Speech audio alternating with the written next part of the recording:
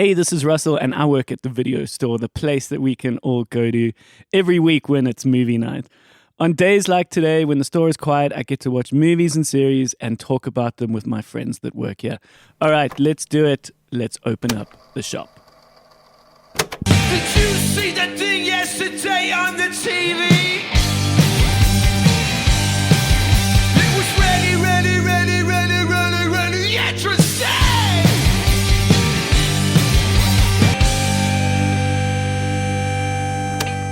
Good morning, guys. Morning. Howdy.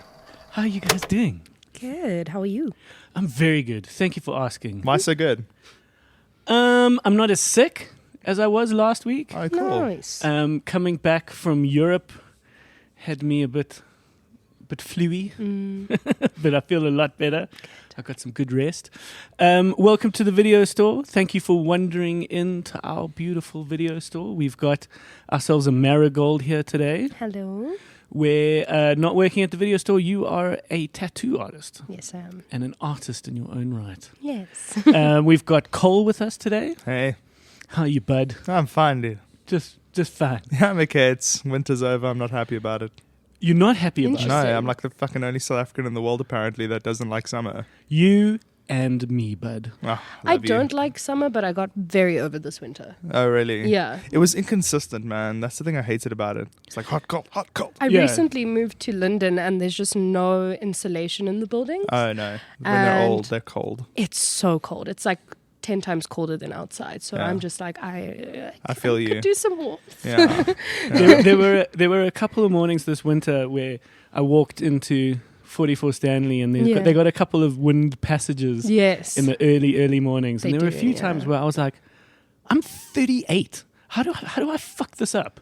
I've done like 38 winters in Joburg. I've lived in Joburg my whole life. Like, Yeah. how did I fuck this up? Yeah, Like, but it's bring so- layers, It was bring a jacket. weird. It was a weird winter because you couldn't as well. Because one day it would be super hot. Yeah. So you're like, that's fine. I don't need a jacket. It's Yeah, gonna we're be, cool. It's going to be boiling today. And then the next day is like, oh my God. We're not working at the video store. Cole, you are a copywriter. And a freelance music video director sometimes. Yeah, you just posted the Steve Yeah, that video. was... Let's save it for the, hey guys, did you see? Okay, cool. All right.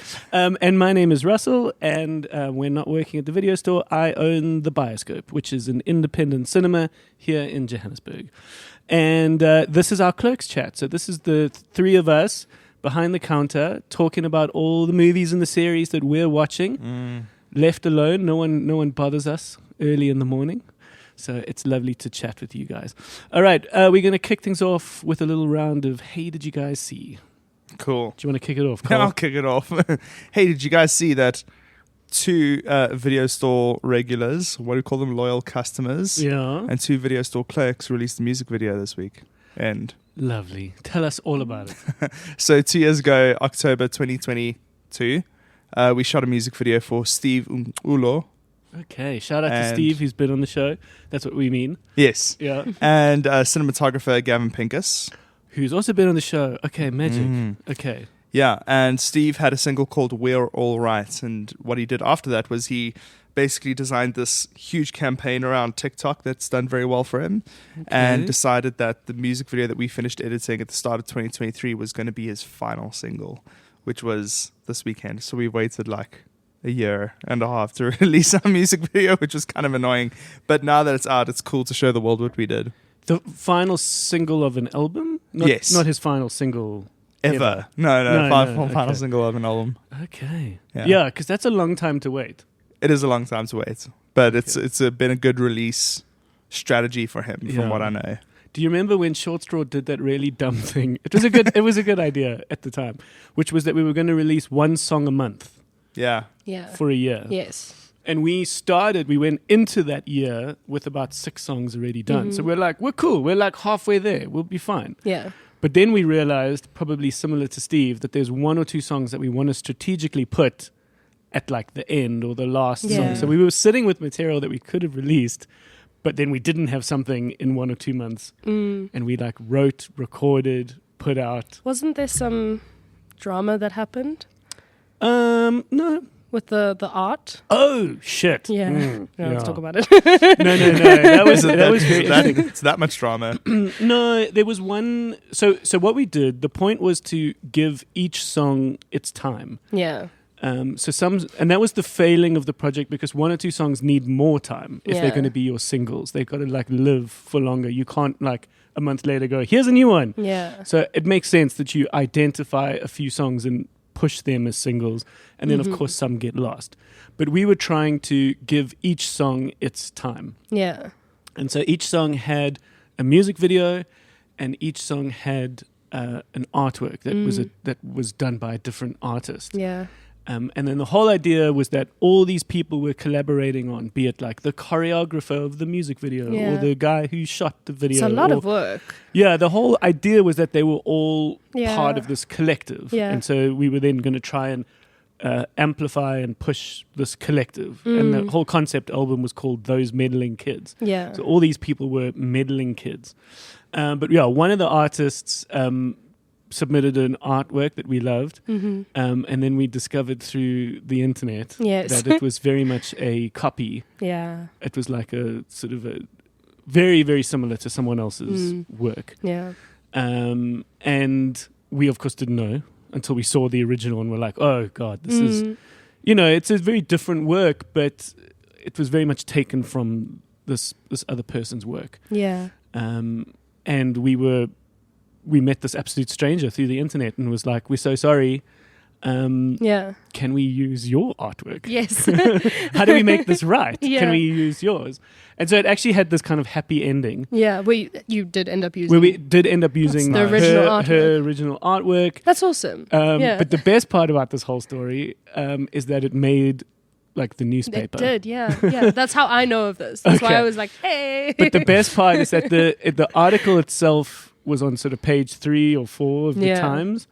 There wasn't enough space for a picture on the page 3 or 4, but they used a picture on the front page to allude to like band has blunder with artwork forgery or something like that, some clickbaity thing. But they used a picture of Desmond and the Tutus. What? It's so funny because we often get confused. Sometimes fans are like, "Oh yeah, my favorite song is," and we're like, "No, that's Tutus." A very similar in spirit indie rock band here in South Africa. And so it was so funny sending this like a picture of this to Shane from Desmond and the Tutus and going, what did you guys do? Fuck. No, but okay, so this music video is out. Yes, so it's out. And you said who's the fourth? Did Graham help edit Graham it? edited it. Okay, because Graham, who's also on the show, is an editor. Okay, and so you directed it. Yeah, so it's my idea. I directed it. This is your vision. Okay, I'm pretty happy with it. Yeah, lovely, man. Well done. It's a very cool little experiment. Yeah, it's cool that you get to still do that stuff. No, totally. Yeah, even if it is 2 years ago. All right. Did you guys see Kinds of Kindness is now on Disney Plus? Okay. Do you know? I've heard of Kinds of Actually, Kindness. I did. It popped up like it's like a collage-y Yes. image. So Yeah. It I know popped what you up. mean. Yeah, it's like the visionary director Yorgos Lanthimos. Yeah. You actually can't say his name without really like embellishing it. Yeah. Yorgos Lanthimos has become more and more of an Oscar darling. Most recently this year with Poor Things, which was the beautiful, work of art. which I still haven't seen. You haven't seen it? Yeah. That's so It's good. like good Tim Burton is my review. Yeah, that's a good way to put it. But good. And Yeah, no, Watch sorry. it. Hey. Sorry. and it was this big, wild, bold swing of a film, and kind of shortly after it sort of had its time, there was this like, oh, he's got another film, and it's going to play at Cannes. Very similar actors as well. Jesse Plemons is in it, Yes. and Emma Stone is in it. Yeah. But Lanthimos is weird. It's art house. It's pushing the boundaries of the form. And I don't think it was ever going to perhaps work in mainstream cinemas in South Africa. So we never got it, and then now it's just kind of snuck in to Disney Plus. So Do you think did you watch it? I haven't seen it yet. Okay. I want to watch it. It's going to be a bit odd. Do you think it would be potentially able to screen at the bioscope? At this point, I think we've lost its window. Okay. Now that it's up for streaming. Yeah. But it's what I understand it to be is it's going to be 3 different stories. Okay. Oh. I saw it That's said sort of- anthology. Yeah. I think it's like a film of 3 films. Okay. I think Oh, we so. love those. Like Yeah. Vengeance Trilogy or something like that. Yeah. I think it's going to be cool. I'm so, curious. So yeah. I think it's definitely worth people's time, especially if you are the kind of person that came to the bioscope to watch Poor Things, or Yeah. you do seek out the more artistic films. It's nothing like Poor Things. Poor Things was this crazy, beautiful sort of fairy tale, Yeah. fantasy. But yeah, it's just cool to see that it just popped up. Right. Have you got one? I do. It's a little bit niche, but it's very. I'm so excited. Okay. And hey, did you guys see the trailer for season 3 of From? It's like my favorite show.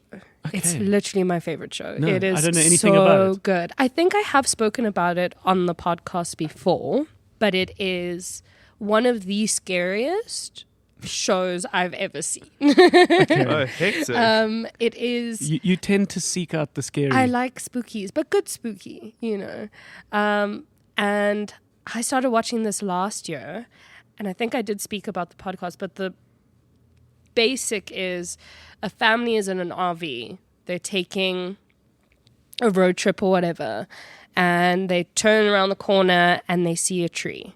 So they go back and loop around, and they start going in circles, and that's basically about it to start it. So they get stuck in Ooh. this, little this loop. place, Like in and a like sort of forest. stumble on a town. Okay. Yeah, and I don't want to give too much about it. American? American. Set in the now? Oh my god, the Set in the- poster is terrifying. It's scary. The monsters are when they're monsters form. They're not. I don't want to talk about the monsters. I gave that away. Well, they're monsters. Give me. Okay, there's monsters. Okay. There but is set in the monsters. now? Or? Set in the now, but they Okay. they go into this town, and it's where people can't leave this town. And there's some Okay. monsters in it, and it's very scary. Hotel California. What's that? You can check in anytime you like, but you can never leave. Yeah. Okay. Yeah, you can't leave this place. And season 3, when I finished it, I was so mad. I finished season 1 and 2, and I was so mad because I was like, I just want to know what happens. And there's so much lore as well in it, which is like my alley, when there's like backstory to the town and what's going on and the people who were there, the first round of people who were there, because it's practically impossible to survive in this town. Okay. Where is it? It's on MGM Plus. Yeah. Okay. So do MGM. you go out into the wide I do. the wide Wide world world. to go find it? It is on Prime if you know how to get to If you know how to get it. get it. Um, We've been streaming it on Prime, yeah. okay. Yeah. All right. Wait, is it on South African Prime? No, No. it's nice. Okay, it's on American Prime. American If Prime. you can, if you know If how. you know how. if you can deceive the bots. No, but that's cool, and it sounds like a great show. It's amazing. I've recently, my boyfriend Klaus and I are rewatching it because season 3, the first episode, is coming out on the 22nd of September. Okay. So I'm like, okay, cool, you have to watch all of this. I love that kind of show. I Yeah. did that for every single season of The Crown. Yeah. So when 4 came out, I watched 3 seasons of The Crown Yes, again yeah. for like the 5th Game time. of Thrones, every time you a new keep- season would come out, I would exactly. rewatch Watch the whole show. everything. Yeah, I love those. Oh wow, I haven't done that. I should. It's so It's great. good. It's It good. is a good way to do it. And you find out little things as well because From has so much lore and so many secret things about this town. Like there's certain numbers that you got to pay attention to that show up in little parts of the Ooh. town because that has something to do with the Oh, story. I love that. Okay, so it's not It a. sounds like Lost. It's by the directors of Lost. Oh, yeah. I'm watching it. Yeah, I'm watching it. I'm it's there. Amazing. See, but now I I'd really say- want I'd to say it's rewatch better. Lost. I'd say it's better No. than Lost, and I love Lost. I love love Lost. Lost, Oh, I love but Lost. I'd say it's better. I love our crew. We have Gad, we have Marigold, we have me. All people with impeccable taste. Hey, We're not just like, oh, but the final season wasn't even real. Meh. no, Fuck off. no, I love Lost. It's amazing. I used to have a box set. Oh, same. Yeah. I have it all on DVD. Yes, same. Yeah, all the yeah, season. Yeah, the little box set. And I have a little John Locke figurine of him staring over the hatch. Because I'm like, it's the most profound philosophical I? images. Where was I? I don't know, dude. I was outside playing cricket. No. This is what he did to Graham and I once. He said, when we were talking about playing RPGs, Yeah. and we were having so much fun talking about RPGs, Russ was like, yeah, sorry, I was busy talking to chicks. Oh man. It's a defense mechanism. I secretly wish I had a more geeky life. No, it sounds like a show I should have watched. So, Lost, and yeah. also please watch From. But it is Scary. terrifying. Like Yeah. Scary. these monsters are. It's not even like what I was gonna say is not even when they're in full monster form that's scary. That's not scary to me. It's because they With transform. like people as monsters. They're people as monsters, Oh. and when they're people, there's one guy. He's always in there, Yeah. and he actually plays a big role in the story later on. And that one monster is on the poster as well, and he is disgusting. Like when I see him, I'm like, Ugh. I want to just Hurl. like, yeah, he's so scary.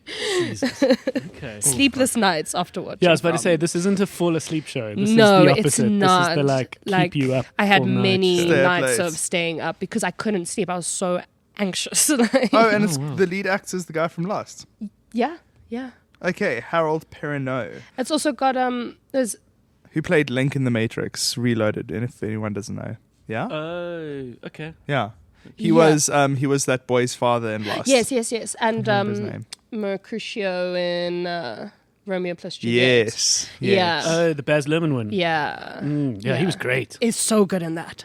He's I- a wonderful actor. The vision that I always stuck in my head because we watched it in cinema, Romeo plus Juliet, my mom and I, is when he's doing Young Hearts Run Free and he's dancing down the stairs. That's ingrained in my in your brain. I so love it. It's such a great role as well. So beautiful. And it's such a good example of how supporting actors sort of just get the best roles Best because role. you only come up when it's needed, when it's Yeah. funny, when it's whatever. Like you maybe wouldn't want to watch a whole movie of him, yeah. Mercutio, but Yeah. he's just the perfect sort of complementary So character beautiful. to the straight man of Romeo. Yeah. Yeah. So beautiful. Wow. Lovely. Have you got one, Cole? Hey, did you guys see that May Fokma release is being made into a movie? I did. I saw a little Times. Yeah, a one of little those- headline. Yeah, a little headline. I have no idea what the plot's about, but I think it's the family's broader problems. I think it might be a drama. Okay. And it's directed by Brett Michael Innes. Yeah, he's done a lot. Yeah, who worked on To Catch a Killer. Yes. He did 2 episodes of that. Yes. Very competent And- director. Fila Sekund. Mm. So yeah. Okay, May Fokma release is our little viral video, Our darling meme. our darling meme from South Africa, where a little girl is learning to ride a bicycle on a rugby field. on a rugby field, and has got this huge amount of field space, but for some reason takes this very slow ride straight towards the pole, hits the pole in her bicycle, and the mom commentating just goes, "Nee, fuck my release." Like fucking hell. I met someone the other day. I can't remember the scenario, but her name was Marelise, and I was like, "How's that working out for you?" She's like, "Not good, man. not good." So every Marelise in South Africa has now, got this meme to deal with. But yeah, How do you make it in- how do you make a whole movie out of Yeah. like a second moment? No, but it's the family's broader story. Okay. Yeah. Okay. And the May Fokma release might just be a scene. Sure. okay. I don't know if they should make it a scene. I don't know. Let's see what they do with it. All right. Because I think it'll be pretty lame when it gets to that moment. So you're like, oh, there it is. Or some people will like, Yo! That's so weird. I got Well, one. everyone says it in unison in the cinema. Yes, May exactly. Fokma release. Yeah. Yeah. Such a small defeatist little comment. Do you know what Yeah. I mean? It's not even like a big triumphant comment. It's like Yeah. this like, oh, fuck's sake. we were having the chat the other day that like people have gone from like quoting movies to just quoting memes. Yeah. You know, like Yeah. I remember my best friends and I growing up, we would only speak in the script of Bridesmaids. to each other. Oh, lol. Like we'd be like, can George Glass do this to you? And just like, we'd only speak in that. And now it's like everyone, like Seth and I, my best friend, we just speak in memes now. Yeah. It's amazing how much it's changed. I remember us being, I don't know how old were we? We would have been 11 when Shrek came out. Yes. And all the children are going around like on a hike being like, I like that boulder. That is a nice boulder. That's it. So cute. That's what I loved so much about Fall Guy. Was that the rapport between the stunt coordinator, the lead stunt coordinator, and Ryan Gosling's character was that they would speak to each other in movie quotes. Yes. Yeah. And they would have to sort of like do the impersonation, and the other guy It's would great. have to pick it. It's so great. Yeah. There's that little kid that wants to touch that bear. Can I pet that dog? Can I pet that And there's dog? this like little bear on the other side of the porch, and the mom's like pulling this kid away. Can I pet that dog? Leslie was so adamant, and I'm really glad she pushed it for us to go near Mount Etna when we were in Sicily. Now, Oh. this active volcano. Yeah. Leslie loves a good thrill in that sense. And we made a joke about her going like, "Can I pet that lava? Can I touch that lava?" Funny, yeah. I've got a weird one, and then perhaps there's other sort of stuff we can talk about in more detail. Yeah. Have you guys paid any attention? There's a more longer one. To what's happening with Army Hammer? What Oh, is that? wait, this is that he's a cannibal. Hey, Oh, this is years old, Russ. no, but I'm sorry. I just That's give okay. me, Stumbled give me upon it. contact. okay. Give me So context. hey, did you guys hear that Army Hammer Is a cannibal. is No, I'm joking. has fantasies of being a cannibal? Who is Army Hammer? So Army Hammer Call is me an- by your name. is an Err, he's an okay. actor. He played the Okay. twins in Social Network. Okay. And then when the dinner cloth got dusted off of all the sort of creepy men in Hollywood and the likes of Kevin Spacey and, Good Yes. idiom. and all of Okay. them sort of got exposed Yes. for the kind of creepy dudes that they are. Yeah. Army Hammer was one of them. Okay. Where, he's this big, strong, like handsome guy. He was in Death on the Nile.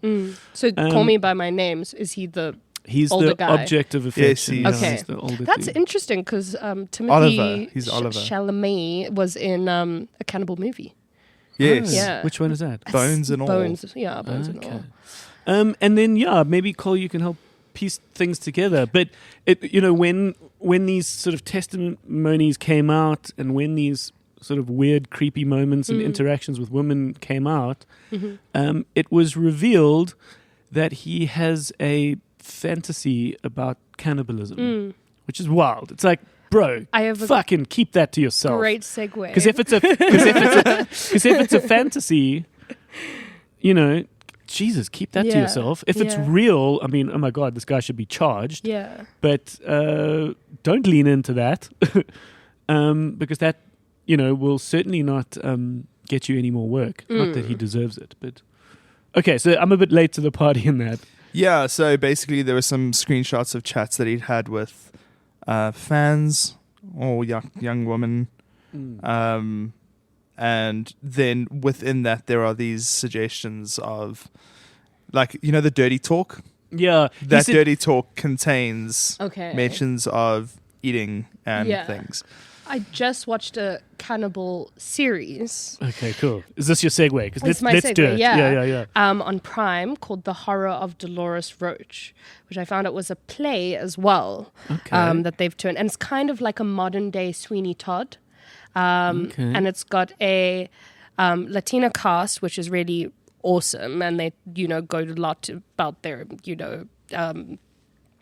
their culture, and they start making people into empanadas, yeah. Oh, cool. And Love it's me a good quite- empanada. It is crazy because she doesn't want to be a part of it, but she's also so deeply in it, So she's a convicted felon, and she gets out of prison. Why are they eating people? Well, this is what you gotta. This is what you gotta She find out. doesn't want to eat them, but she starts working in an empanada shop, and people stop becoming the main ingredient, and people love it as well. Everyone's like, "Oh my god, what is this?" These are the And best. Yeah, Oh shit! And what's it called? The Horror of Dolores Roach. I watched it recently. Okay, Yeah, Is it a film? It's a series. Okay. Yeah. But speaking of, I guess, sort of weird, macabre, dark, kooky, weird. This week we're going to go watch Beetlejuice, Yes. which is very cool. I'm very excited. So obviously next week's episode will be it in more detail once Yeah. we've seen it. But you say, Marigold, you say that the original is one of your faves. One of my favorites. I used to watch it all the time, religiously. What is it that you love about it? It's a childhood movie. Definitely, it's one of my puppy loves. I think we had it on DVD. I used to watch it religiously with my mum. I don't know what I think. There's certain scenes that were so incredibly important in my life. Like I remember my grandfather used to sing the Banana Boat song with me. So that Cute. scene at the end when she's like floating and, dancing and, in the, that's Shake, Shake, Shake, Sonora. But also the dinner scene where they're singing Banana Boat song. And I don't know. It's just linked to some such a good- magical film Yeah. for me and my upbringing, because I must have watched it when I was quite young. Just Yeah. quite a hectic film as well. Somewhat, yeah. Yeah. But Because I missed it when I was a kid, and then I only watched it for the first time as an adult, and was like, I get it. I could see why this is, yeah. special. It's so special to me. Everything. Like I can also remember scenes so perfectly, like, the town, the miniature of the town, and it's starting like that, and Yeah. them pulling the faces, and I think a lot of practical effects, and it sounds Yeah. like Beetlejuice, which is now the sequel, this Yeah. long-awaited sequel, which is coming to cinemas from the 6th yeah, of September, and we are going to screen it at the Bioscope. yeah, It looks like the reports seem to be that it's a return to some form for Burton, because people have said that recently he can be a little hit or miss. Yeah. If he plays too much in CGI, he can sometimes get a bit lost. But this seems to be a return to a more original, Yeah. practical, effects driven. And people said that on set he was Yeah. sort of giddy with excitement, and so I think it'll be good in that regard. Do you have anything to say on Beetlejuice, Cole? Not really. Yeah.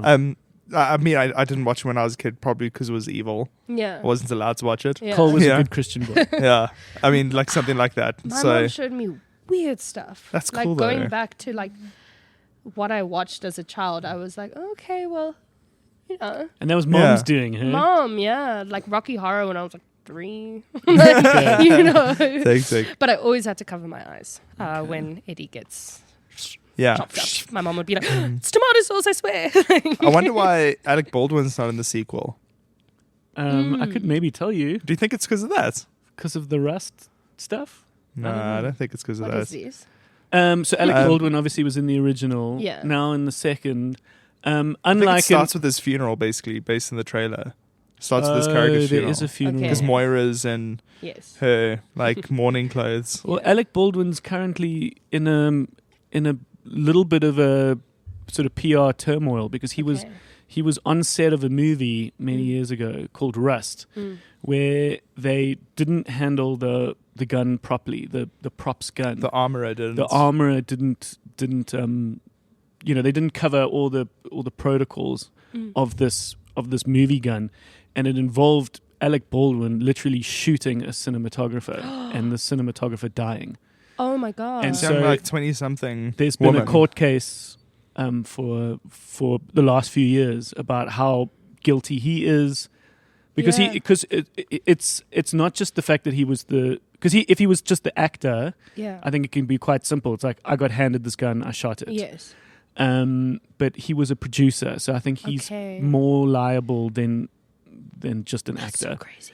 Yeah, and I think the last thing that's come out was that he wasn't guilty, Yeah. but it just changes things. Yeah. It's just like it does affect your Yeah. persona. It does affect things. I'm sure it's weighed on him. That's horrifying. Yeah, it's one of those like, you have these protocols on set for a reason, Of course. and I don't know how it got missed that day, but this is the Yeah. reason why they exist. Yeah. So, Yeah, I think he was exonerated.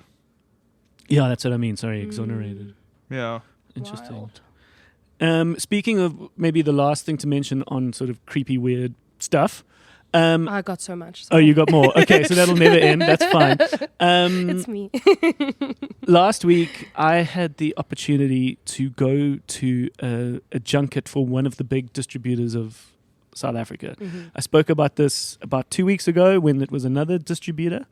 So this is the distribution company Empire, who handle a lot of Warner Brothers stuff and A24 and some smaller studios as well. And they have this junket for cinemas. So this isn't me in my kind of media capacity. A lot of the video store stuff, we get invited as media. Yeah. I then secretly use it as a chance to decide whether or not it should go to the bioscope. Yeah. But this is a chance to get a whole bunch of cinema owners together. So it's mostly New Metro, and I think there was some smaller other cinemas in the country that are similar to me. And we got a chance to see what's coming. Okay. Which is cool. I can't speak too much about it, which is unfortunate, because I was like, throughout the watching of this the stuff, I was like, oh my God, I can't wait to tell everyone at the video store. And at the end, she's like, by the way, there's an embargo, like you can't speak about it. And then I went up to the lovely woman I deal with there, and I was like, what can I speak about? She's like, just be vague. Okay. So this is me being a little more vague, but a lot of this is very public. But there is a movie coming out next year that is done by Osgood Perkins, who did Long Legs this year. And it is an adaptation of a Stephen King book or short story called The Monkey. I've never heard of it. Oh, hectic. Guy wrote a lot of books there, yeah? Yeah, so that's coming. And I just think it's worth planting a little seed, putting it out there in the world. I want to check out the book as well. Yeah, that's well, fun. this is the thing, is that one speaks of like, you can't talk about it or spoilers, but, the book's out there for you to watch. Yeah. Well, it's got Elijah Wood in it. Yeah. Oh, fun. Yeah. And Theo James. It looks he really can be so interesting. creepy if he needs to be. He He's can, so creepy. The other highlights of this, which I really got very excited about, is that we got shown a trailer for Mickey 17. Now, do you know about Mickey 17? No, it rings a bell. Okay, so at the start of the year, the Bioscope got the upgrade and we could now release these bigger films. And in that lineup, earlier this year, it was scheduled to be in March, but it got delayed because of the writer's strike. This is the next movie by Bong Joon-ho, the director of Parasite. This is the next film he chose to do after his Oscar-sweeping film, Parasite. It is based off the book Mickey 7. So I immediately found this book and I was like, I love the idea of me reading the book before the movie. That happens so rarely in life. Yeah. I really loved the book. I thought this was amazing. It's a very cool, unique concept. The story is in the future where we're colonizing planets. And in these missions, they have this very unique job, which is an expendable, which is a human whose DNA is copied or on file so that they can get them to do the craziest, most daring, most dangerous jobs so that they could make a new one if they have to. Okay. And this is played by Robert Pattinson in the movie. Okay, so we know this. This is all this information we know. I'm not telling you anything new. And then what happens in the basic premise of the book, which I don't want to then give more away, is that by mistake there's now two of them. So everyone thinks he's dead, so they make a new Mickey. He then comes home and discovers his next Mickey, and the two of them now have to kind of make it work. But it is not a silly action romp. Okay. It's a great play on, who's real, what's real, and it's very realistic in the sense that it's not just like everything can be done, everything's possible in the future. It's like there's real world constraints and issues. It's lovely. And I finished the book, realized Edward Ashton, who wrote the book, has got a website. The website was really cool. There was a contact page, and I was like, hi, I'm a cinema in Johannesburg. I've just finished Mickey 7. Is there Yeah. any chance we can have a chat? And he responded. Oh, amazing. And so I have recorded an episode Exciting. with this author who is on the cusp of having his story be like a huge, big Massive. deal. Yeah. It's going to come out at the end of Jan Okay. next year. Okay. Amazing. Bong Joon-ho, like fucking the Bong Joon-ho, is, Hype it up, man. is adapting your story. Yeah. Like your life is going to change, but he's got to like wait Yeah. For it. for it to happen. Amazing. And he's the super smart, like really interesting guy. And I just love the fact that we've banked this episode, which I'm sitting and waiting with, and we'll release it when like tickets are on sale for. So the movie is Mickey 17, so they obviously have taken some license and changed some things. But yeah, at this junket, I saw the trailer and I was like, "This is going to be so cool." It looked Amazing. cool. It's Robert Pattinson. He sounds and is acting different to what you know him to be, but he only ever played this kind of one particular kind of thing with Twilight. Everything else he's been very much a character actor. Yeah. And he's been very good at all his other roles, and he's made very interesting character choices. But yeah, Mickey 17 is coming, and it looks cool. Yeah, I'm hyped. So yeah, that was the one. We also got shown more of Red One. Red One is coming now. It's the big Christmas movie. It is it's very much a family sort of silly movie. It's all about Father Christmas being kidnapped, Okay. but they do it in a very fun 2024 way. Okay. So the basic setup is they play it. This whole movie plays out like it's a very serious, like Fast and the Furious. You know, like the characters are sort of taking it all very seriously. It's Dwayne Johnson. It's Dwayne Johnson. Like he's head of security for Red One. That's the code name for Santa. Santa. Santa's played by the dude from Whiplash, J.K. Simmons. J.K. Simmons. Okay. Lucy Liu recruits Chris Evans because he's a sort of bounty hunter or something. But it's charming, and I think what's interesting about it is it's very testament to 2024, where it's like, how do you make a Christmas movie now? Like, what could you possibly do that's different from all the other silly ones in the past? Yeah. And this one is like, make it a big Fast and the Furious action movie, but also have everyone play it seriously. Okay. Like it's not played silly. It's Yeah. played. Obviously, there's funny moments, just Yeah. like in any movie. There's these little funny, jokey moments, but it's done seriously. That's interesting. It looks fun. It's directed by Jake Kasdan. And Yeah. I don't know if you know who his father, Lawrence Kasdan, is. The names ring bell. He's the co-writer of The Empire Strikes Back. Okay. So like a really fucking great screenwriter. And then he wrote The Force Awakens as well. He was brought back with J.J. Abrams. The to- dad or the son? The dad. The dad. Yeah, then his son, Jake Kasdan, is directing this. Okay. Interesting.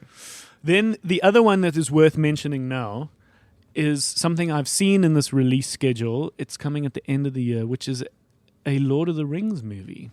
Yes. Yeah, The War of the Rohirrim, Yeah. the anime Yeah. movie. I did see that. And so for me, I didn't know much about it. And I was like, surely we would have known if it was this kind of big live action official Lord of the Rings movie. Yeah. But it is it's animated. It's Yeah. like it's an anime style animation. Yeah, they released the trailer last week. Yeah. So And that's it what we looks got. Fucking We got incredible. shown more of. It's what do you make of it? Because Cole, you're an anime watcher. You're a Lord of the Rings lover. Yeah, so it's set like in Rohan. I was Okay. about to say in the Rohan. In the Rohan. In the Rohan, in the times before the Lord of the Rings. So it's like 1,000 years before or whatever. Okay. The third age or Okay. the second age. See, this is where I like kind of it's part of my discussion about Rings of Power. Yeah. But yeah, so it's set in this time before, and it's like this basically this very important battle that's part of Rohan's like modern in inverted commas folk history. Who was Okay. Rohan again? So remember the horse people. the horse people. I'm trying to speak in terms that Russ can understand. So remember, in the second film, there was a city on a mountain, like a mountain in the middle of a valley. Yeah. That's Rohan, the people who ride and tame horses across these plains, like in the middle between Isengard and Gondor. Yeah. Isn't it where Eowyn's from? Yes. Yeah. Exactly. And her brother. So it's very much like Shield Maiden of Rohan energy. That old guy that's like sitting on the, and he's been like possessed. Oh, he's been possessed. Yeah, that and dude. he's like Bernard sitting Hill. on the. That's Okay. Horse her people dad. threw me No, off her because uncle. I thought they were. They're all like horse people. Targaryen, No. Dothraki vibes. Yeah, no. I thought like, what's it called where you like half horse, half person? Centaurs. Oh, no. They're Like not if you say centaurs. horse people. Oh, but you mean like horse people like Leslie. Yeah. She loves horses. Yeah, exactly. They're all horse people Okay. in Lord of the Rings. But yeah, it's one of those like perfect animes. Do you know what I mean? Like perfect proportioned bodies and Okay. like everyone's got like beautiful faces Yeah. and so it's interesting. Once again, it's interesting that something like that's being made in 2024. Yeah. You know, that it's not done in some crazy, newer CGI style. Like it's done in what looks relatively old school. Mm. I mean, of course, there's 3D techniques in it, but Has it feels anyone- like a very old. Has anyone movie. watched the animated Lord of the Rings? The like Yes. old one. I haven't seen it. It's trash. It's just. Sorry. I'm I've sorry seen to a the people lot of of the memes. 70s. I've seen a lot Yeah. of memes from it, but The one where he haven't- spooks Sam. Have you Yeah, seen that one? yeah, It's yeah. horrible. No, but it's really interesting because I think what they did is they rotoscoped people for reference. Yeah. Or they like filmed a lot of footage and then Yeah. used that to animate reference. But because either they ran out of time or budget, Yeah. all the orcs in like Moria, and I think at the end with Yeah. the Anduin Fellowship breaking up scene, is that they're all rotoscoped. So you have this live action animation blend Yes. Okay. that doesn't look good. IMO. Shame. Okay. Yeah, I'm happy it brought some people joy in the 70s as Yeah. little kids, but we've Yeah. moved on. It's not good. Um, It's good for the memes, and that's Very it good me. for the memes. I've seen Yeah. a lot of memes. Speaking of Lord of the Rings, I don't know if you've seen last week the first 3 episodes of season 2 of Rings of Power released. oh shit. This is the big Amazon Lord of the Rings TV show. Exactly. Which they really made a huge splash of for season 1, Yes. to the point where like it was one of the most expensive TV shows ever It's made. ridiculous. It's something like $100 million per episode. And have you watched season 2 yet? Yes. So I've watched the first 3 episodes, and I rewatched season 1 before Okay. this one came As out. we're saying, yeah. Yeah, we spoke about that. And appreciated it far more on a second rewatch because I think the first time you watch it, You got too much fanboy exactly. expectation and And shit then also the following dialogue around the show has been really shitty. You know, it's kind of like taken on, like it's weird. Lord of the Rings has taken on the space of being like this controversial, pleasing fans, not pleasing fans, Star Wars dialogue. I don't know if you've seen Okay, any of that sure. stuff online. Well, it's just playing into the same beehive. Yes. Star Wars and Lord of the Rings will have the same beehive, Yes. which is just this whole economy of thousands of different little bees with their own agendas. Okay, but so what's the show like? So the show is visually incredible. So I want to say that like visually and sonically in terms of music, that's a pretty high bar Okay. to reach, right? The one that was set by Peter Jackson and Howard Shaw's soundtrack from the first trilogy. And a guy called, I think it's Bear McCreary, if I'm not mistaken. Bear. Yeah, his name is Bear. What a cool name. It's so great. Okay. He kind of looks like a bear too, so he doesn't live it down, which is great. Okay. But makes a score that feels epic, that feels like a fantasy, that feels like Lord of the Rings. Howard Shaw wrote the title sequence. He came back Oh, to write cool. the title sequence. And I saw some really interesting things, people talking. I don't know if you've seen the title sequence for the series. No. It's basically, when you put sand on speakers and it creates different shapes? Okay. Yeah. Yeah. So it's basically a montage of that, but it's got imagery around the Lord of the Rings mythology. Okay. And I don't know if you know how the world started in the Lord of the Rings lore, No. which is part of the problem with this fandom. Okay. But anyways, basically the angels, I think Iluvatar or something, was the god of this universe. And then his angels sang to him in praise and created the world through their music, right? Okay. And then there was a dissenting voice who was kind of like the devil in this mythology, who created darkness. And his voice was in dissonance to the rest of the choir. And that's how evil was created in the world of Tolkien. And then in this montage, you see black sand moving in. And a lot of people talking about there's a choir in the opening sequence, so it like visualizes parts of this mythology. So I think it's like a cool thing to call out because it feels like a fan made that, right? Like someone who knows the world and stuff. But these writers famously didn't get the rights to Lord of the Rings, the Silmarillion, and all the other things because the Tolkien estate, I'm guessing, wouldn't release it to them. So they could only get the rights to the appendices at the end of Return of the King. So there's a whole bunch of stuff they can't mention. Oh, that's why in Rings of Power Season 1, because I did start watching it, the little people aren't necessarily called hobbits. Well, so that's interesting. In the beginning of Lord of the Rings, they do mention 3 kinds of hobbits. You get like hobbits, half-foots, and something else. Okay. And these are half-foots. Okay. And what you feel like is that they are nomadic, so they travel. And there's like this whole beautiful little subculture that they've built around it where they move. And they're very good at hiding because they're easy prey, right? Okay. So they camouflage themselves the whole time. Okay. And their caravans have like camouflage all over it, and they can blend in really easily. Okay. And it feels like it's kind of like a prelude to before the hobbits settle down in Hobbiton, right? Okay. But the season starts is like far more urgent and epic in its pacing than the whole of season 1. Because I think that was a lot of people's problem, and I think I still agree with them. So the pacing is really slow, and it's kind of hard to get into. There are a lot of different characters. There are a lot of different cultures that it like takes the time. Like Lord of the Rings, even as a book, is very slow. There's pages of kings and lineages of kings. And exactly. Okay. And there's like trees and grass, and everyone will complain about how long he will take to describe a tree, right? And it feels like that in season 1. But season 2 kind of like takes a revelation that happens at the end of season 1, which I think everyone knows that's watched. Are you planning on watching it at all? No, but it's pretend like. So basically, this don't man. I pretend like you don't want to know. Okay, cool, yeah. Because, I mean, it's all over the internet at this point, and it's in the marketing. Okay. That this character, Halbrand, who was a human who befriended Galadriel and the elves, is Sauron. So Sauron was destroyed. Okay, like Sauron's after, the big bad guy. Yeah, the big bad guy of this age.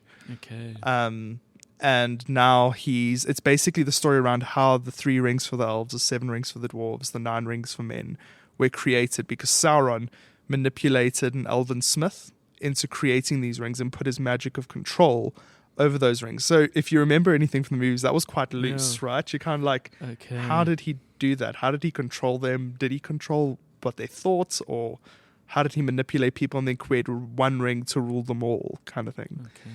And this gets into the reasons why they needed those rings. Okay. Or makes it up, okay? Because that's where a lot of the fans are like, this is not in the appendices, this is not in the law.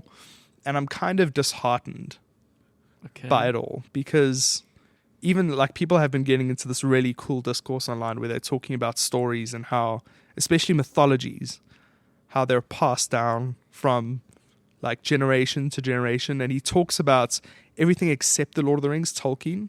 He writes Lord of the Rings like it's basically, there's only one version of Frodo and Bilbo's Red Book that was discovered that tells the story of Lord of the Rings. And he says everything outside of that is kind of this lineage of information being passed from generation to generation with different accounts, where it's been reinterpreted across cultures, translated from other languages. So you have the room as someone else to play with that. He like establishes this, right, when he talks about the other books in his letters. Okay. So everyone's kind of taken this pure... And what's really gross is that people online, when they talk about Lord of the Rings, they start each sentence by saying, I'm a massive Tolkien fan. I've read the books 100 times. Yeah. As if there's this gatekeeping fandom thing. And there are people online who are saying, if you like Rings of Power, you're not a Tolkien fan because it deviates so much. Yeah, no, I don't have I'm time just, for that stuff. You know what I mean? I think you're spending a bit too much time in the forums. No, it's so hard because you want to talk about the show and how great it is. Okay. And there are people like that are just enjoying it now in spite of the people being shit. Okay. And it's cool. That's becoming more popular. People are becoming more shameless about enjoying it.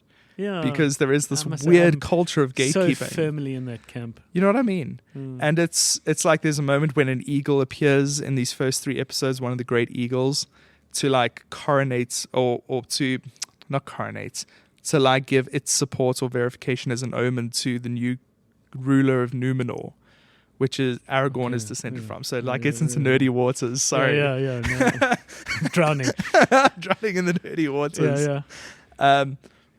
But it just feels like such a fantastic Is it a kind big of- eagle? Is it a massive Yeah, eagle? one of those giant ones. You see one of those, spoiler alert, in the anime. Oh, yes. Yeah. Mm. Beautiful. So it's like overall, it feels like there's this broader narrative going on where they're talking about why they should or shouldn't use the rings. Could Sauron have manipulated them? But they need the rings to survive as elves in Middle Earth.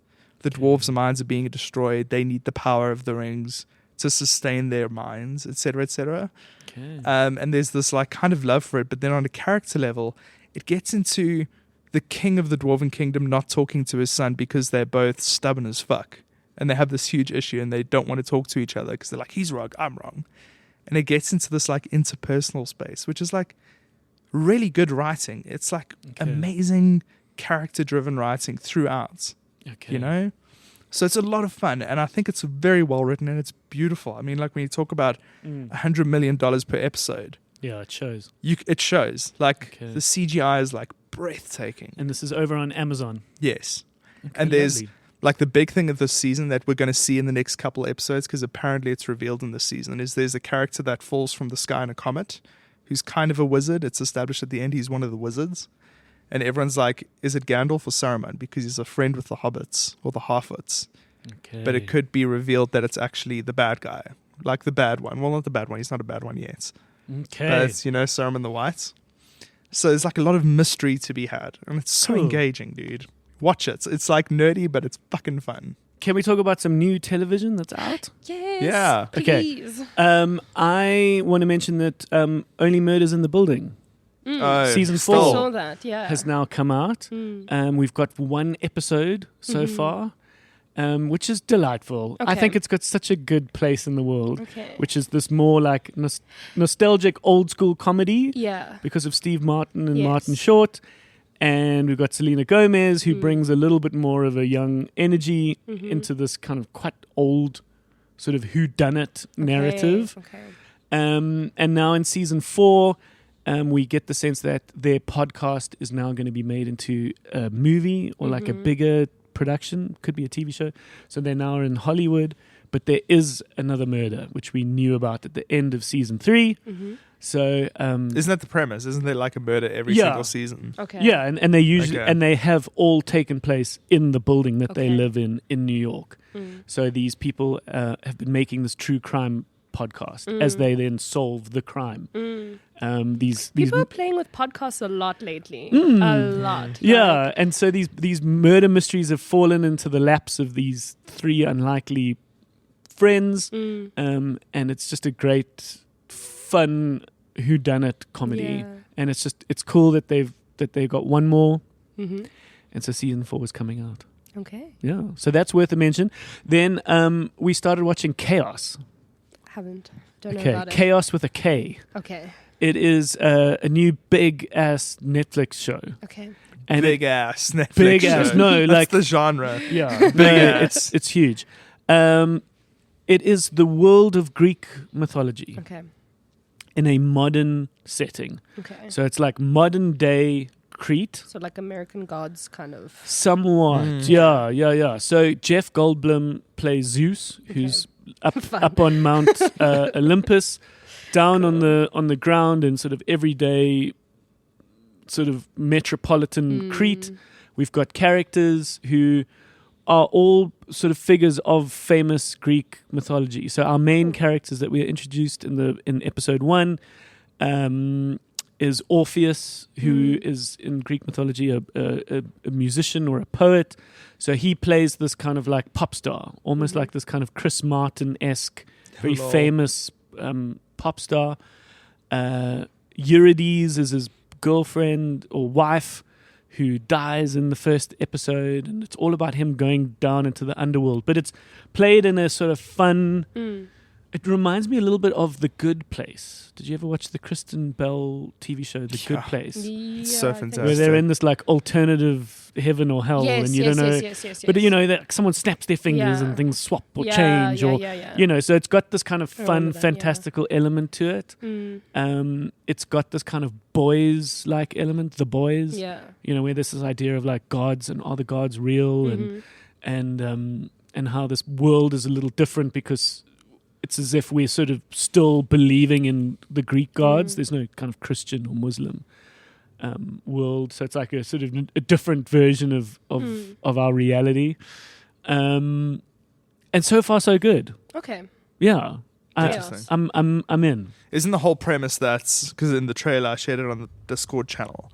To join it. Yeah, join it. It's a lot of fun. It's kind of just me and my friend Matt talking to each other at this point. I'd like to see more people getting involved. But basically, the gods realize that they're not being worshipped or feared anymore by men.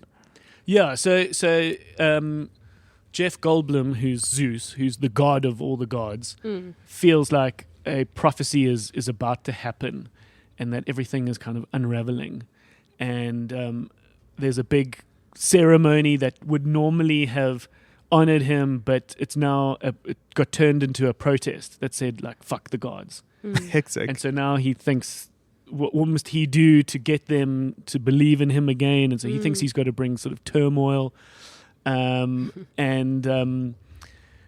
a lot that kind of is unraveling as it all sort of plays out. Yeah, that's cool. Yeah, I'm stoked. It's interesting. What it definitely is some people involved in the show must have studied or loved Greek mythology and gone, these stories are fucking wild. Right. You know, like this person turned this person into a bee, and this person does that, and this is what this god does, and it's and that guy ate his son, and Aphrodite was born from Cronus's semen. It's like wild. Yeah, and it seems as if these characters in the underworld and the woman who dies and all these people are sort of going to be a part of like a big undoing. And there's this narrator, which is played by Prometheus. And he's forever sort of stuck on the rock yeah. being eaten by the crow, you know. Yeah. Is it a crow? Or like an eagle. Okay, cool. I'm just checking. Yeah. They'll be like, they changed the mythology, which is what we must talk about. No, it's clearly true to that. Okay. Yeah. So you obviously know a little bit more than me, but like, you know, one or two of these characters I then started Googling was like, oh my God, yeah, the whole story is about Orpheus going into the underworld to rescue this wife of his. And I don't want to give too much away, but it's cool. That's awesome. Yeah, I must say, I'm like, I love Greek mythology. If you are a fan, have you guys ever read Stephen Fry's story of Greek mythology called Mythos? I've heard about it. I haven't. It's really fucking cool. It's like he tells it to you as a story. Okay, cool. And it's wonderful. It's But absolutely marvelous. It's him telling the stories of the Greek gods. Yeah, exactly. All the way from the Titans and he obviously puts it in a way that you can understand. no, totally. It's very colloquial. And that's kind of the point of KAOS. Is you going like, how wild are these stories? Yeah. And it's just so boldly refreshing to sort Yeah. of see this, Yeah. even though these stories are, you know, centuries old. There's something quite unique about the TV show where you feel like, okay, I'm watching something new. I'm watching something different. Like this is fun. That's refreshing. Yeah. Nice. Another nice TV show we're watching. So it's not nice, but I watched, and I really have been dying to speak about it. I've been thinking about even making like a post on Instagram about it, and I've been speaking to a lot of friends, just telling them I've seen it, but also please be careful when you watch this show. It is absolutely brilliant. Did I enjoy it? Not at all. It is called Them. Okay, you like these kind of single word name TV shows. Us, Now them from from us, you. For me, it's not so good. It's not so good. Hectic. But Them is brilliant. It is so it's an anthology series. Every season is different story. And the season 1, which I just finished, I haven't watched season 2 yet, is set in the 50s, and it is set in Compton, and it is an all-black family moving to Compton when Compton was still a very white neighborhood. Okay. It is beautifully shot, and it is so refreshing as well to have a show. I mean, I know Jordan Peele is doing a lot of that, but I was, watching an interview with the director, and it's so refreshing to have in the lens a very serious piece and in the front middle of the lens is these beautiful black actors, and it's very beautiful and very powerful, incredible soundtrack. But it's basically about this family that moves to Compton, and it's the racial struggles that they're going through in the neighborhood with a spooky twist. Okay. So there I was about to say, where does the Marigold come in? Yeah, so it is a horror series. There are some very scary creatures. There's a... It's a supernatural scare? It's a supernatural scare, but also the people are fucking scary. Yeah. So, and the racism isn't kind of like Tarantino's when he shows racism where it's very over-exaggerated kind of stuff. In your face, yeah. It's kind of like, oh no, this is real. This is what happened. Yeah. You know, like burning things into their lawns and stuff. A lot of this stuff is based off of what happened to, I think a famous black musician who stayed in those areas. A lot of the what happens to the family happens to them, and it's got the actress who was in Scott Pilgrim. She played Kim. I can't remember what this actress is called. Alison Pohl, and she plays one of the racist fucking hectic people. It was so hard watching it and being like, I hate her. She's horrible. Yeah, So, but she's a character. She's a character. She's so bad. She's evil. Hectic. What is the anthology? So like the whole season is the It's story? about them. So them being black folk. But it's not like every episode's different? No. Okay, Series. so each series is a different... Yeah, a different thing of story. And where is it available? It is on Prime. Okay, cool. And it, like I said, like it's brilliant, but I did not warn it. And I do want to like put a big like warning that when it says trigger warning in the beginning of the episode, it's fucked. To the point that when we were watching it, I had to take many breaks. It is a hard watch. Because it's got the horror as well as the prejudice in it. Does that just amplify it? It's rough. Like I'm thinking of one scene in one episode where it's I was. But do you feel like it's necessary? It's important, and it's I think an important thing. Like, you know, last week I was speaking about The Color Purple. Yeah, you know, which is this. I watched the musical of it, but I was just.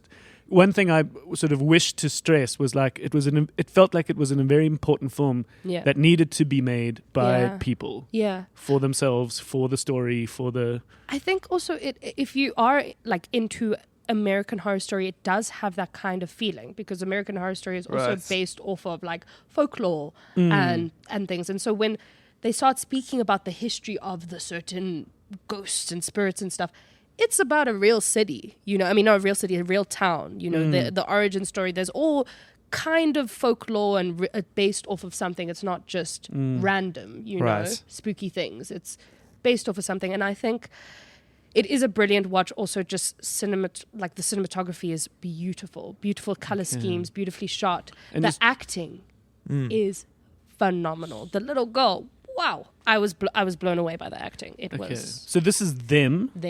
On Amazon. Prime. And is Jordan Peele involved in it? No. Okay. But you're saying kind of similar to the stuff he's done vibe. before. Who did Paul? T.I. West. Yeah, Ty West. Ty West. He does a few episodes. Okay. And it's got his style. You can just kind of tell. There's like a scene where this girl's running in a field with a flowy dress, and I was like, this looks like Pearl, and then immediately it's like Ty West. you know, nice. It's nice when someone's got a little authentic signature. Are we getting Maxine? No. XXX scene, the third part of the Pearl saga. No, we're not. Dude. I asked about it. Really? No, it's not I'd coming. love Man, to these It's not coming to distributors. it's not coming to South African cinema. It's tricky, I think, because perhaps they've missed the first two in cinemas. Or were they released in cinemas? I don't know. I don't think so. No, it's a bit niche for South Africa, I think. Seth wanted me to ask you if you could screen all three. Yeah, maybe That's not a bad idea, dude. Yeah, maybe we could try and pull off something like that. Yeah. It's not a bad idea. I've got a very long list of things that I have been watching, and I know that we can't get through all of it, but cool. On a lighter note, and to go back to my terrible reality show Oh, from cool. that time capsule. What was that TV show that you mentioned? Flavor of Love. Flavor of Love. Yeah. Is Rock of Love. Okay. And no. it's Bret Michaels from Poison, his dating show, same premise Oh my as god. Flavor Flav's. Oh, Same shit. time, so terrible. I mean, they're similar sounding names, so they obviously Yeah. it's the same people Yes. doing a series. And another weird niche thing that I've been watching lately is shark documentaries. Okay. Oh. I've been down this whole rabbit hole of shark. Not shark films, because they paint sharks. I mean, I'm a Yeah. vegan gal, like they paint sharks very negatively, and I Yeah. don't like that. But these just sharks in the Bermuda Triangle and Yeah. sharks doing this and shark, But okay, let's just dial back for one sec. Rock of Love. What's it called? Rock of Love. Rock of Love. Where does Yeah. one watch that? That you can watch it on Prime as well. Okay. I'm a Prime honey at the moment. Okay, so you Yeah. seem to be doing a lot of Prime. Yeah. Okay.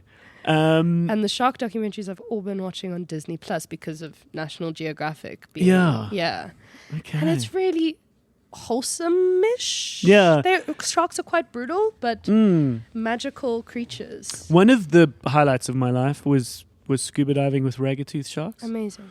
And it was very cool. Seth and I spoke to Klaus and I was like, please take me to Durban. I just want to see some sharks. And he was like, no. And then I spoke to Seth and I was like, please take me to Durban. And he was like, of course. we can go this Bestie. month. Like, I want to see some sharks. Like, I think the Cape Town experience could be more sharky. Have you done It's just the cage thing? I don't like cages. You can really hurt the sharks. with Oh the right, cages. with the Yeah. cages, I've seen them like Yeah, Okay. go they inside, get trapped, and they move can around. hurt Yeah. themselves. So what's your plan to go to Durban? Yeah, it's closer. And what do you? What's the experience? Do you know? Well, we were thinking about doing some scuba diving. Okay. We're trying to find a perfect shark weekend Okay. to just have all the shark experiences that are ethical as well, which Yes. becomes harder now. So I was about to say, because there is that Shark There's Shark Marine World, but which, then they do the dolphin Yeah. shows, and those it's not so good. yeah, no, Yeah. I found myself at one Yeah. because we were sort of looking for things to do and entertain the niece and Mm. nephew, and as the dolphin like did a little dive, I was like, oh, I don't know. Yeah. And they yeah. very proudly go like, the dolphin can live this long, but in captivity it lives this long. Yeah. And they sort of say it like a fact, and you're like, oh, that's not nice. It's not nice. It's a lot less. And I mean, these shark shows are quite it's about sharks, so it's quite brutal. And there's tagging of their fins and stuff, and you can see that the animal is just not having a good time. So for me, it's a little bit hard. But then you also kind of got to, because they're also doing it for a reason to make sure that they don't go extinct and Yeah, find the out tagging is necessary know, in that regard. Yeah. how to make sure their population continues, especially. Yeah.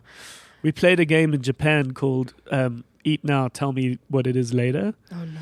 which is a really strange game to play in Japan. Yeah. But there was one piece of sushi, and I remember going like, "Oh, this one's good," and I got everyone to have it. And then I said like, "What's this? Like, what is this one?" And the woman like thought about it, Oh. and then put like her hand above her head like a fin and went duh duh Oh. duh duh. And I was like, hectic. "No, man." No. And I was like, no, like we love our Japanese friends, but like let's not forget there's a bad part of Japan. We can't, yeah. It's like that's not good. I've Yeah. been staying though because on Disney there's a bunch of shark documentaries, but I've been staying very far from shark films. Although I Yeah. have been feeling like watching Jaws, even though Jaws is like.